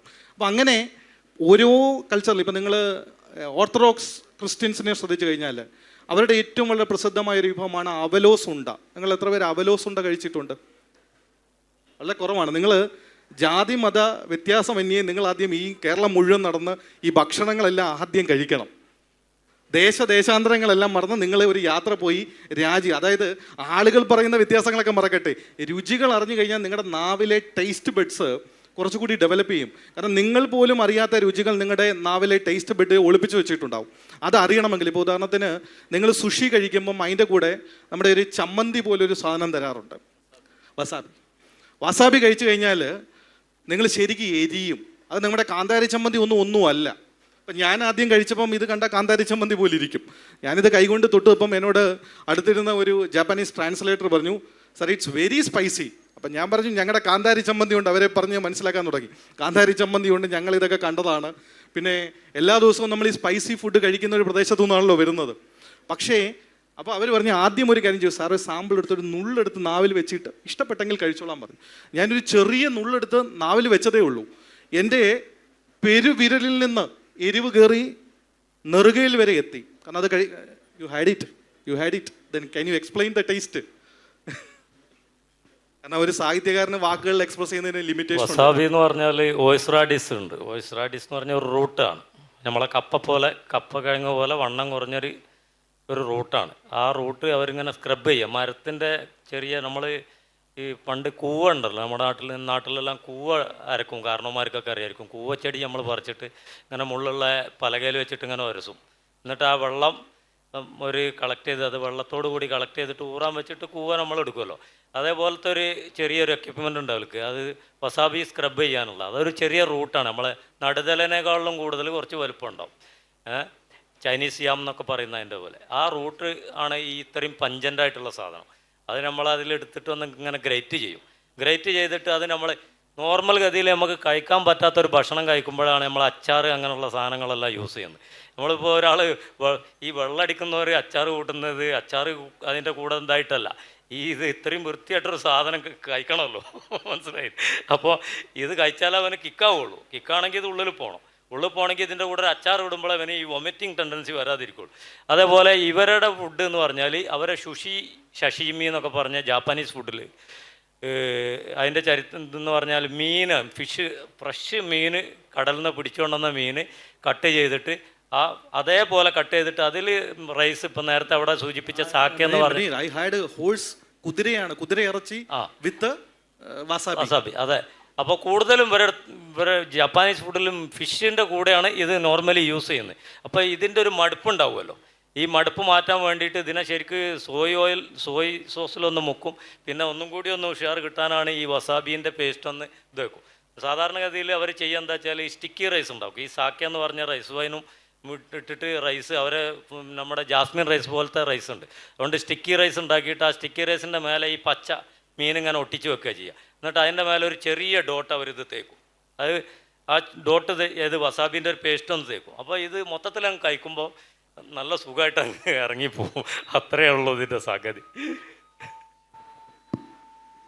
അതായത് നിങ്ങൾ മലയാളികളുടെ സദ്യ കഴിക്കാറുള്ളവരാണല്ലോ അല്ലേ? എന്തിനാണ് 3 സൈഡ് ഡിഷസ് നമുക്ക് തരുന്നത്? ഇഞ്ചിക്കറി, നാരങ്ങ അച്ചാർ, മാങ്ങ അച്ചാർ. എന്തിനാണ് 3 അച്ചാർ തരുന്നത്? എന്താണ് ഈ സൈഡിൽ വിളമ്പാൻ കാര്യം എന്തായിരിക്കും? എനിവൺ കഴിക്കാനാണെന്ന് മനസ്സിലായി. എപ്പോൾ നിങ്ങൾക്കറിയാലോ, ഭക്ഷണത്തിനൊരു ഓർഡർ ഉണ്ടല്ലോ. ആദ്യം ഇലയിൽ ഒഴിക്കുന്നത് എന്താണ്? ആദ്യം വിളമ്പുന്നത് എന്താണ്? ഉപ്പ്. അത് കഴിഞ്ഞിട്ട് എന്താണ്? നിങ്ങൾ ഒരു സദ്യക്ക് പോകുമ്പോൾ വിളമ്പുന്നതിനും കഴിക്കുന്നതിനും ഒരു ഓർഡർ ഉണ്ട്. അത് നമ്മുടെ ഗാസ്ട്രിക് സെൻസുമായിട്ട്, നമ്മുടെ വയറുമായിട്ട് ഇൻഡയറക്റ്റ്ലി ബന്ധപ്പെട്ടിരിക്കുന്നു. പക്ഷേ നിങ്ങൾക്കറിയാം, പായസം നിങ്ങൾ കുടിച്ചു കഴിയുമ്പോൾ 3 പായസമുള്ള ഒരു സദ്യയാണെങ്കിൽ ഓരോ പായസം കഴിയുമ്പോൾ, ആദ്യത്തെ പായസം കഴിയുമ്പോൾ ഇഞ്ചിക്കറി തൊടണം, രണ്ടാമത്തെ പായസം കഴിയുമ്പോൾ നിങ്ങൾ നാരങ്ങാച്ചാർ തൊടണം, മൂന്നാമത്തെ പായസം കഴിയുമ്പോൾ നിങ്ങൾ മാങ്ങാച്ചാർ തൊടണം. എന്തിനാണ്? അല്ല, എന്തിനാണ്? എക്സൽ മന്തിപ്പ് അല്ലെങ്കിൽ കഴിച്ച മന്തിപ്പ് അല്ല, അങ്ങനെയല്ല. Yes, exactly. അതായത് നിങ്ങൾ ആദ്യം കഴിക്കുന്ന പായസം കഴിച്ച് കഴിയുമ്പോൾ നിങ്ങൾ സാധനം ശ്രദ്ധിച്ചിട്ടില്ല, നിങ്ങളിപ്പം പഞ്ചസാര കഴിച്ചിട്ട് പിന്നെ എന്തെങ്കിലും വിഭവങ്ങൾ മധുരമുള്ള വിഭവം കഴിച്ചാൽ നിങ്ങൾക്ക് മധുരം ഫീൽ ചെയ്യത്തില്ല. അപ്പോൾ ആ വിഭവത്തെ കട്ട് ചെയ്യുക, ആ ടേസ്റ്റിനെ ആരോ കൈ പൊക്കിയല്ലോ, ഓക്കെ. അപ്പോൾ ആ വിഭവത്തെ കട്ട് ചെയ്തിട്ട്, ആ ടേസ്റ്റ് വിഭവം കട്ട് ചെയ്തിട്ട് അടുത്ത വിഭവത്തിന് ടേസ്റ്റ് അതേപോലെ കഴിക്കാൻ വേണ്ടിയിട്ടുള്ള ഓൾട്ടർനേറ്റീവാണ് ഈ സൈഡ് ഡിഷ് എന്ന് പറയുന്നത്. നമ്മൾ ആരെങ്കിലും ഇതൊക്കെ ചെയ്യാറുണ്ടോ? ഇല്ല. നമ്മൾ വല്ലപ്പോഴും തോന്നുന്ന സമയത്തൊക്കെ ഇതിങ്ങനെ കൂട്ടി കഴിച്ചുകൊണ്ടേയിരിക്കും. അപ്പോൾ ആദ്യത്തെ പായസം കഴിയുമ്പോൾ ഉള്ള മധുരത്തെ ബ്രേക്ക് ചെയ്യാൻ വേണ്ടിയിട്ടാണ് ഇഞ്ചിക്കറി. രണ്ടാമത്തെ മധുരത്തെ ബ്രേക്ക് ചെയ്യാനാണ് നാരങ്ങ അച്ചാർ. മൂന്നാമത്തെ മധുരത്തെ ബ്രേക്ക് ചെയ്ത് കറക്റ്റ് ടേസ്റ്റ് കിട്ടാൻ വേണ്ടിയിട്ടാണ് മാങ്ങ അച്ചാർ. ഓക്കെ. ഈ കഴിക്കുക എന്ന കലയെക്കുറിച്ചും കൂടെ സൂചിപ്പിച്ചല്ലോ. അപ്പോൾ മലയാളികൾക്ക് പൊതുവിൽ കഴിക്കാൻ അറിയില്ല എന്ന് പുറത്തുനിന്നൊക്കെ ഉള്ള ആളുകൾ പറയാറുണ്ട്. നിങ്ങൾ ഹോട്ടലിൽ കയറിയിട്ടുണ്ടെങ്കിൽ നേരെ വാരി വലിച്ച് കഴിക്കുക, ഒറ്റടിക്ക് എണീറ്റ് പോവുക, അതിനൊരു സമയം കൊടുക്കാറില്ല, ഒരു ബ്രൂയിങ് ടൈം കൊടുക്കാറില്ല എന്ന് പറയാറുണ്ട്. അപ്പോൾ ഈ പ്രത്യേകിച്ച് ഇപ്പോഴത്തെ കാലത്ത് ഈ വ്ളോഗുകൾ വരുന്നു, യൂട്യൂബിൻ്റെ അതിപ്രസരം വരുന്നു, ആളുകൾ ഭക്ഷണശാലകളിൽ കയറിയിട്ട് ഇടിച്ച് കയറുകയാണ് ചെയ്യുന്നത്. അപ്പോൾ ഈ കഴിക്കുക എന്നതിൽ മലയാളിയുടെ ഒരു സ്വഭാവം എങ്ങനെയാണ് കാണുന്നത്? ഒരു നിങ്ങളെ പ്രൊഫഷനെ ബാധിക്കുന്ന കാര്യമാണ്. എന്നാലും ഞാൻ ഉത്തരം പറഞ്ഞാൽ ഞാനടക്കമുള്ള മലയാളികളൊക്കെ എനിക്കെതിരായിരിക്കും. എന്നാലും എല്ലാവർക്കും അറിയാലോ, ഖലീൽ ജിബ്രാൻ എന്ന് പറഞ്ഞ ഒരു ഫിലോസഫർ പോയിട്ട് ഉണ്ടായിരുന്നല്ലോ. അത് ഏറ്റവും പ്രശസ്തമായ പുസ്തകമാണ് ദി പ്രൊഫറ്റ്. അതിനകത്ത് ഭക്ഷണം എങ്ങനെ കഴിക്കേണ്ടതെന്നുള്ളൊരു ചോദ്യമുണ്ട്. ഓരോ ഇതാണല്ലോ, ഞാനെങ്ങനെ സ്നേഹിക്കണം, ഞാനെങ്ങനെ ഭക്ഷണം കഴിക്കണം, അങ്ങനെ ഓരോ ചാപ്റ്ററാണ് ദി പ്രൊഫറ്റിനകത്ത്. എല്ലാവരും വായിച്ചിട്ടുണ്ടാവും. വളരെ ക്ലാസിക്കലായിട്ടുള്ള ഫിലോസഫിക്കൽ പോയാണ്. അപ്പോൾ ഒരാൾ ചോദിക്കുന്നുണ്ട്, നിങ്ങൾ ഭക്ഷണം എങ്ങനെ കഴിക്കേണ്ടത്?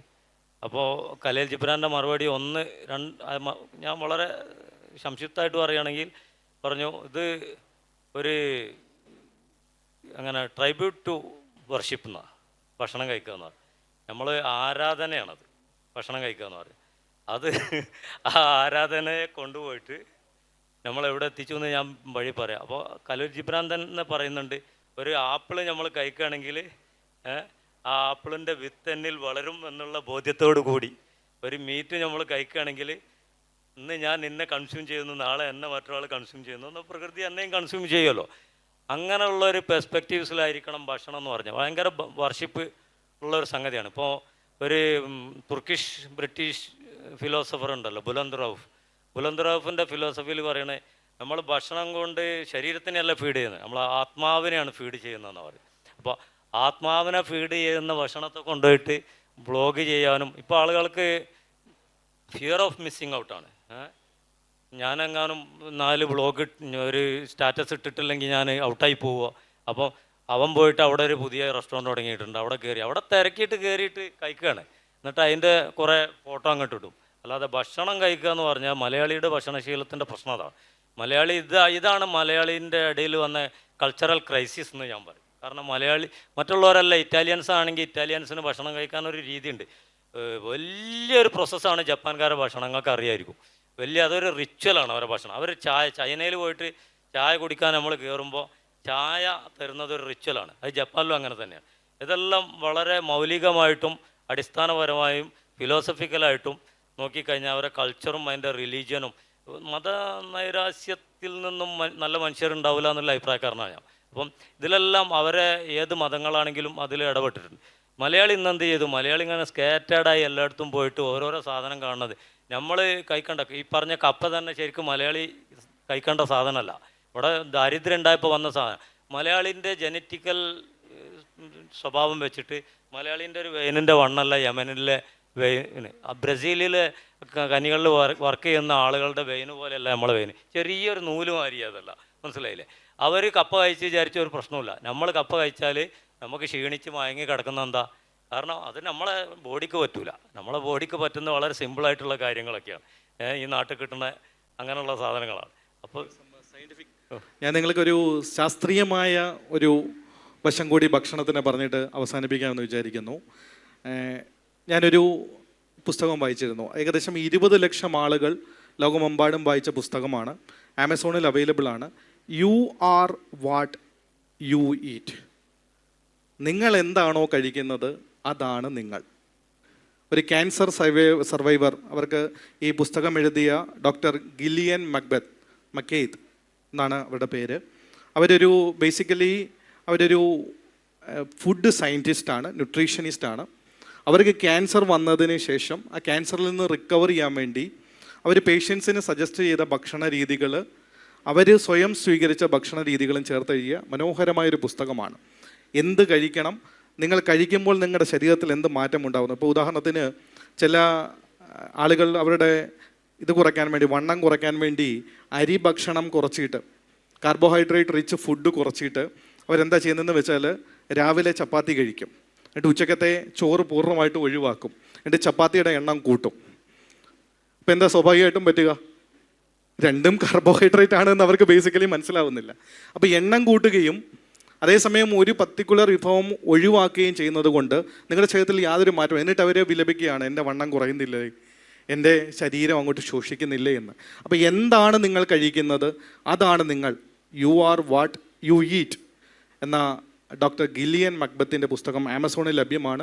20 ലക്ഷം ആളുകൾ വായിച്ചതാണ്. അവരൊരു ക്യാൻസർ സർവൈവറായി കൂടി ആയതുകൊണ്ട് അവർ പറയുന്നുണ്ട് ഓരോരുത്തരും എങ്ങനെയാണ് ക്യാൻസറിലേക്ക് എത്തപ്പെടാതിരിക്കണം എന്നതിന് വേണ്ടിയിട്ടാണ് എൻ്റെ സ്വന്തം അനുഭവത്തിൽ നിന്ന് ഞാനൊരു ക്യാൻസർ സർവൈവർ ആയിട്ട് കൂടി ഞാൻ ഈ പുസ്തകം എഴുതിയതെന്നാണ് പറയുക. ഓക്കെ, ഓഡിയൻസിലേക്ക് കൂടെ മൈക്ക് കൈമാറേണ്ടതുണ്ട്. അതിനു മുന്നേ ഒരു ചോദ്യം കൂടെ. ഇപ്പോൾ എല്ലാം ഡിജിറ്റലൈസ് ചെയ്യുന്നൊരു കാലമാണ്, AI കാലമാണ്. എല്ലാ അനുഭവങ്ങളുടെയും വെർച്വൽ അനുഭവം മനുഷ്യൻ ഉണ്ടാക്കിക്കൊണ്ടിരിക്കുകയാണ്. പക്ഷേ ഒരിക്കലും വെർച്വലി ആക്കാൻ പറ്റാത്തൊരു അനുഭവമാണല്ലോ ഭക്ഷണം എന്നുള്ളത്. ഭക്ഷണത്തിൻ്റെ മണോ അതിൻ്റെ ചൂടോ തണുപ്പോ ഒന്നും നമുക്ക് ഈ ഡിജിറ്റലൈസ് ചെയ്യാൻ കഴിയില്ലല്ലോ. അതിൻ്റെ പരിമിതിയാണോ അതോ നമുക്ക് ഈ ഒരു കൾച്ചർ നിലനിർത്താനുള്ള അവസാനത്തെ ഒരു കണ്ണിയായിട്ടാണോ കാണുന്നത്? കൈപ്പുണ്യം എന്ന് പറഞ്ഞൊരു സാധനം ഉണ്ടല്ലോ, അത് AI കൊണ്ട് കിട്ടൂല. അപ്പോൾ അത്രയാണ് അതിന് ശരിക്കുള്ള ഉത്തരം എന്ന് പറഞ്ഞാൽ. ഭക്ഷണം, ഞാൻ നേരത്തെ ബുലന്ദ് റൌഫിൻ്റെ ഒരു വാക്ക് പറഞ്ഞല്ലോ, അതൊരു ഫിലോസഫിക്കൽ സംഗതിയാണ്, ഒരു ഫിലോസഫിക്കൽ സറ്റയറാണ്. എന്ന് പറഞ്ഞാൽ ഭക്ഷണം എന്ന് പറഞ്ഞാൽ ഒരു മനുഷ്യനെ നമ്മൾ ഇഷ്ടപ്പെടുത്തുന്ന സാധനമാണ്. അത് ഒരു ടെക്നിക്കൽ അങ്ങനെയുള്ള നമുക്ക് അതിൻ്റെ ഹൈജീൻ, അതിൻ്റെ പ്രോസസ്സിങ് അങ്ങനെയുള്ളതൊക്കെ മെക്കാനിക്കലോ AI ആക്കാം. പക്ഷേ അതിൻ്റെ ഫൈനൽ എക്സിക്യൂഷനും അതിൻ്റെ സെർവിങ്ങും ഈ സ്വത്വത്തിൽ നിന്നും സോളിൽ നിന്നും കൊടുക്കണം. അപ്പോഴേ അടുത്ത സോൾ ഇഷ്ടപ്പെടുകയുള്ളൂ. സദസ്സിലുള്ള ആളുകൾക്ക് ഈ രണ്ട് അതിഥികളോട് ചോദ്യം ചോദിക്കാനുള്ള അവസരമാണ്.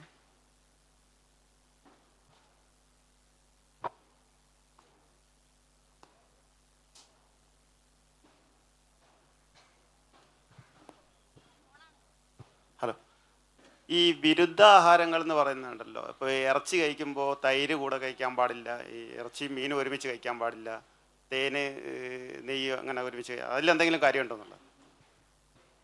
ഞാൻ സയൻറ്റിഫിക്കായിട്ട് ഇവർ പറയും, ഞാൻ കൾച്ചറലായിട്ട് പറയും. എന്ന് പറഞ്ഞാൽ അരായിസ് എന്ന് പറഞ്ഞിട്ട് ഒരു ഡ്രിങ്ക് ഉണ്ട് ലബനോൻകാർക്കൊക്കെ, എല്ലാവർക്കും അറിയാം. മിഡിൽ ഈസ്റ്റിൽ ദുബായിലൊക്കെ പോയവർക്ക് അറിയാം. ഏത് ഇറാനിയൻ റെസ്റ്റോറൻറ്റ് ഉണ്ട്, അതേപോലെ ലബനീസ് റെസ്റ്റോറൻറ്റ്, മിഡിൽ ഈസ്റ്റേൺ റെസ്റ്റോറൻറ്റിലൊക്കെ ചെന്നാൽ ഈ അരായിസ് ഉണ്ടാവും. അത് രാത്രി 1 മണിക്കൊക്കെയാണ് അറബികൾ കഴിക്കുക. മീനും കൂട്ടിയിട്ടാണ് ഇത് കുടിക്കുന്നത്. ഇത് ബേസിക്കലി മോരാണ്. മനസ്സിലായില്ലേ? നിങ്ങളൊരു കേക്ക് കഴിച്ചു, അതിന് കേക്കിനകത്ത് പഴട്ട കേക്കാണെങ്കിൽ രാത്രി പഴം കഴിക്കാൻ പാടില്ല എന്ന് ചിലർ പറയും. അതിൻ്റെ കൂടെ ഇത് കഴിക്കാൻ പാടില്ല. ഒരൊറ്റ കാര്യം ചോദിക്കട്ടെ, അത് സത്യത്തിൽ അങ്ങനെ വന്നത് പണ്ട് കാലത്ത് ദാരിദ്ര്യകാലത്ത് വന്നതാണോ അത്? കാരണം രണ്ടും കൂടെ കഴിക്കാനുള്ള ഇല്ലാത്തൊരു സമയത്ത് ഇത് കഴിക്കരുത് അങ്ങനെ വന്നതാണോ അതോ അതിൽ യാഥാർത്ഥ്യമുണ്ടോ? അല്ല, അത് ഈ ത്രിദോഷങ്ങളുമായിട്ട് ബന്ധപ്പെട്ടതാണെന്ന് ഞാൻ പറയുള്ളൂ.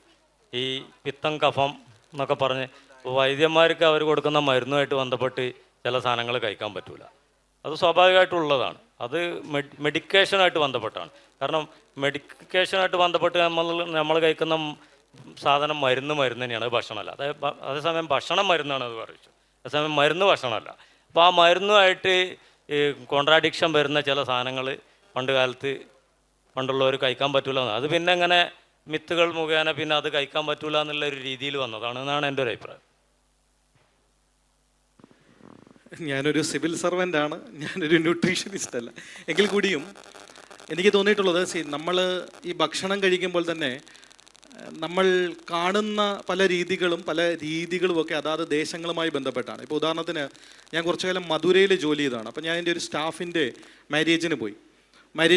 അപ്പോൾ ഇലയിട്ടു, ഭക്ഷണം കഴിച്ചു കഴിഞ്ഞ് ഞാൻ ഇല ഇങ്ങനെ മടക്കി എഴുന്നേറ്റ് പോയി ഭക്ഷണം കഴിച്ചു തിരിച്ചു വന്നു. അപ്പോൾ എൻ്റെ ഈ സ്റ്റാഫ് ഞാൻ കഴിക്കുന്നത് ഇങ്ങനെ നോക്കിക്കൊണ്ടിരിക്കുകയാണ്. അപ്പോൾ സാധാരണത്തിൽ അവിടെയൊക്കെ ആണെങ്കിൽ ഒരാൾ വന്ന് കഴിച്ചുകൊണ്ടിരിക്കുമ്പോൾ അവരുടെ വീട്ടുടമസ്ഥൻ അവിടെ വന്ന് നിൽക്കും, എന്തെങ്കിലും വേണമെന്നൊക്കെ അറിയാൻ വേണ്ടിയിട്ട്. അപ്പോൾ തിരിച്ചു പോകുമ്പോൾ എൻ്റെ സെക്രട്ടറിയോട് എൻ്റെ ആ സ്റ്റാഫ് ചോദിച്ചു, സാറിന് ഭക്ഷണം ഇഷ്ടപ്പെട്ടില്ലല്ലേ എന്ന് ചോദിച്ചു. അപ്പോൾ സെക്രട്ടറി എന്നോട് ചോദിച്ചു, സാറ് ഭക്ഷണം പിടിച്ചില്ലല്ലേ, എന്തെങ്കിലും പ്രശ്നമുണ്ട്? അപ്പം ഞാൻ പറഞ്ഞു, ഇല്ല, നല്ല ഭക്ഷണമാണല്ലോ. അപ്പം എന്നോട് സാറ് ഇല അങ്ങോട്ട് മടക്കി. അപ്പം ഞാൻ പറഞ്ഞു, ഞങ്ങളുടെ നാട്ടിൽ ഇല അങ്ങോട്ടാണ് മടക്കുക. അല്ല സാർ, തമിഴ്നാട്ടിൽ ഇല ഇങ്ങോട്ടാണ് മടക്കുക. അപ്പോൾ നമ്മൾ എന്തുകൊണ്ടാണ് ഇല അങ്ങോട്ട് മടക്കുന്നത്? എന്താ റീസൺ? തമിഴ്നാട്ടിൽ മരണത്തിനാണ് ഇല അങ്ങോട്ട് മടക്കുന്നത്. അവർ സാധാരണഗതിയിൽ ഇല ബാക്കിയുള്ള എല്ലാ ചടങ്ങുകൾക്കും ഇങ്ങോട്ടാണ് മടക്കുന്നത്. മരണസദ്യക്ക് മാത്രമാണ്, അടിയന്തര സദ്യക്ക് മാത്രമാണ് ഇല അങ്ങോട്ട് മടക്കുന്നത്. എന്തുകൊണ്ടാണ് നമ്മൾ ഇല അങ്ങോട്ട് മടക്കുന്നത്? എന്തുകൊണ്ടാണ്? പണ്ട് കാലത്ത് നമ്മുടെ നാട്ടിലെ പ്രധാനപ്പെട്ട വസ്ത്രം എന്ന് പറഞ്ഞാൽ അന്ന് ഈ പാൻറ്റൊന്നും വന്നിട്ടില്ല, മുണ്ടാണ്. അപ്പോൾ ഈ നമ്മുടെ വിഭവങ്ങളെല്ലാം ശ്രദ്ധിച്ചാൽ മനസ്സിലാവും, അതെല്ലാം ലിക്വിഡ് ഫോമിലുള്ള വിഭവങ്ങളാണ്. കറികളാവട്ടെ എല്ലാം ഒഴുകി പരക്കുന്നത്, പായസമാവട്ടെ. അപ്പോൾ ഇത് നമ്മുടെ ഷട്ടിലേക്ക് വീഴാതിരിക്കാൻ, ഈ വേസ്റ്റ് വീഴാതിരിക്കാൻ വേണ്ടി ഏറ്റവും അവസാനം നമ്മൾ അങ്ങോട്ടാണ് മടക്കുന്നത്. അതൊരു നമ്മുടെ ഒരു പ്രായോഗിക വശത്തിന് വേണ്ടി നമ്മൾ മടക്കുന്നതാണ്. മറിച്ച് തിരിച്ചു മടക്കുക എന്നുള്ളത് അതൊരു തമിഴ്നാട്ടിലെ ഒരു മരണത്തിൻ്റെമായി ബന്ധപ്പെട്ട ഒരു ആചാരമാണ്. അപ്പോൾ സ്വാഭാവികമായിട്ടും ഇതിനെ നിങ്ങളുടെ ഭക്ഷണവുമായി ബന്ധപ്പെട്ട, പക്ഷെ ഞാൻ മുമ്പ് പറഞ്ഞ പോലെ കപ്പയ്ക്കൊരു ചെറിയൊരു സയനൈഡിൻ്റെ ചെറിയൊരു അംശം അടങ്ങിയിട്ടുണ്ട്. അതൊരു മനുഷ്യനെ കൊല്ലുന്ന സയനൈഡൊന്നുമല്ല, മനുഷ്യനെ മയക്കുന്ന ഒരു ചെറിയ സയനൈഡാണ് എന്ന് മാത്രമേ ഉള്ളൂ. പല വിഭവങ്ങൾക്ക്, ഇപ്പോൾ ഉദാഹരണത്തിന് നിങ്ങൾ ശ്രദ്ധിച്ചു, സദ്യയിൽ ഇവിടെ മലബാറിൽ രസം ഒഴിച്ചിട്ടാണോ ഇത് മോരൊഴിക്കുന്നത്, അതോ മോരൊഴിച്ചിട്ടാണോ രസം ഒഴിക്കുന്നത്? Which is the last one? രസമാണോ ഏറ്റവും അവസാനം? അതെന്തുകൊണ്ടാണ് രസം ഏറ്റവും അവസാനം ഉപയോഗിക്കുന്നത്? എന്തുകൊണ്ടാണ്? ഞാനൊരു ദിവസം തിരുവനന്തപുരത്ത് പോയി ഭക്ഷണം കഴിച്ചപ്പം അവിടെ മോരാണ് ഏറ്റവും അവസാനം തന്നത്. അപ്പം ഞാൻ പറഞ്ഞു, ബാക്കി എല്ലായിടത്തും രസമാണല്ലോ ഏറ്റവും അവസാനം തീർക്കുന്നത്. അപ്പോൾ അവർ പറഞ്ഞു, സാറ്, മോര് ഈ കഴിച്ച ഭക്ഷണത്തിൻ്റെ ചൂട്, നമ്മുടെ ഈ ദഹനമുണ്ടാകുമ്പോൾ ശരീരത്തിൻ്റെ ചൂട് ഒന്ന് നശിപ്പിക്കാൻ വേണ്ടിയിട്ടാണ് മോരൊന്ന് തണുപ്പിക്കും എന്ന് പറഞ്ഞു, ഒരു കൂളിംഗ് എഫക്റ്റ് കൊടുക്കും. അപ്പോൾ രസമാണെങ്കിൽ ഒരു നല്ല ദഹന സഹായിയാണ്, ആ അർത്ഥത്തിലാണ് രസം നമ്മൾ ഉപയോഗിക്കുന്നത്. അപ്പോൾ ഇങ്ങനെ ഓരോ വിഭവങ്ങളും കഴിക്കുമ്പോൾ ഞാൻ അല്പം മുമ്പ് സൂചിപ്പിച്ചതുപോലെ what you are what you eat, നിങ്ങൾ എന്താണോ കഴിക്കുന്നത് അതിന് കോമ്പിനേഷനൊന്നും നിങ്ങൾ വെക്കേണ്ട കാര്യമില്ല. മറിച്ച് ഇപ്പം കപ്പ നിങ്ങൾ വൈകുന്നേരങ്ങളിൽ കഴിക്കുകയാണെങ്കിൽ നിങ്ങൾക്ക് ഭയങ്കരമായിട്ടുള്ള ആസിഡിറ്റി ക്രിയേറ്റ് ചെയ്യാനുള്ള സാധ്യത, ഗ്യാസ്ട്രിക് പ്രോബ്ലംസ് ക്രിയേറ്റ് ചെയ്യാനുള്ള സാധ്യതയുണ്ട്. അതുകൊണ്ട് രാത്രികളിൽ ആരും കപ്പ കഴിക്കാറില്ല. അതിനാണ് ഉച്ചയൂണിന് കപ്പ കഴിക്കുന്നത്. എല്ലാവരും ഉച്ചയൂണിൻ്റെ ഭാഗമായിട്ടാണ് കപ്പ കഴിക്കുന്നത്. വൈകുന്നേരങ്ങളിൽ കപ്പ കഴിക്കാറില്ല. കാരണം it will take long hours to digest. അതാണ് അദ്ദേഹം സൂചിപ്പിച്ചതുപോലെ ഖനിത്തൊഴിലാളികൾ എന്തുകൊണ്ടായിരിക്കും കപ്പ കഴിച്ചത്? They will take long hours to work. അപ്പോൾ അന്ന് കേരളത്തിലെ ആളുകൾ അധ്വാനിക്കുന്ന ആളുകളായിരുന്നു. രാവിലെ ഇറങ്ങി നെൽവയലിൽ കൃഷി ചെയ്യുന്നതിന് വേണ്ടിയിട്ട് അവർക്ക് കപ്പ വളരെ മണിക്കൂറുകളോളം അവരുടെ ശരീരത്തിൽ ആ ഫുഡ് ഒരു ബാക്കപ്പായിട്ട് കൊടുത്തിരുന്നു. ഇന്നിപ്പം കപ്പ കഴിച്ചിട്ട് വെറുതെ നിങ്ങൾ ഉറങ്ങുകയാണെങ്കിൽ it will definitely create gastric problem, either gastric or acidity, അത് ക്രിയേറ്റ് ചെയ്യും. അപ്പോൾ ഈ കോമ്പിനേഷൻസ്, ഇപ്പം കപ്പയും മീൻകറിയും കഴിക്കുന്ന കോമ്പിനേഷൻ എന്തുകൊണ്ടാണെന്ന് അറിയാമോ? കപ്പയുടെ ആസിഡിറ്റിയെ ഒരു പരിധി വരെ പിടിച്ചു നിർത്താൻ മീൻകറിക്ക് കഴിവുണ്ട്. അതുകൊണ്ടാണ് കപ്പയും മീൻകറിയും ഒരു കോമ്പിനേഷനായിട്ട്, അല്ലെങ്കിൽ കപ്പ with any non veg is A good combination, because അത് നിങ്ങളുടെ ശരീരത്തിൽ ഒരു ആസിഡിക് എഫക്റ്റ് ഉണ്ടാക്കും എന്നുള്ളതുകൊണ്ട്. ഈ ആൽക്കലൈൻ ആസിഡിറ്റിക് എഫക്റ്റ് അതൊരു സയൻറ്റിഫിക് ആണ്. പക്ഷേ എനിക്ക് ഈ പറഞ്ഞതിനോട് വ്യക്തിപരമായിട്ട് യോജിപ്പില്ല. മറിച്ച് ശാസ്ത്രീയമായ പിൻബലം ഉണ്ടെങ്കിൽ മാത്രം നിങ്ങളിത് ഉദ്ദേശിച്ച് കഴിക്കുക എന്ന് മാത്രമേ ഞാൻ പറയുള്ളൂ. ഇനി ചോദ്യങ്ങളില്ലെങ്കിൽ നമുക്കിത് ഇവിടെ വൈൻഡ് അപ്പ് ചെയ്യാം, സമയമായിട്ടുണ്ട്. എന്തെങ്കിലും ആഡ് ചെയ്യാനുണ്ടെങ്കിൽ? എന്തായാലും ഈ സെഷൻ വളരെ മനോഹരമാക്കിയ ലിബിൻ രാജനും ഷെഫ് മുനീർ മംഗലത്തിനും നന്ദി. ഈ സദസ്സിനെ ശ്രവിച്ച എല്ലാവർക്കും നന്ദി.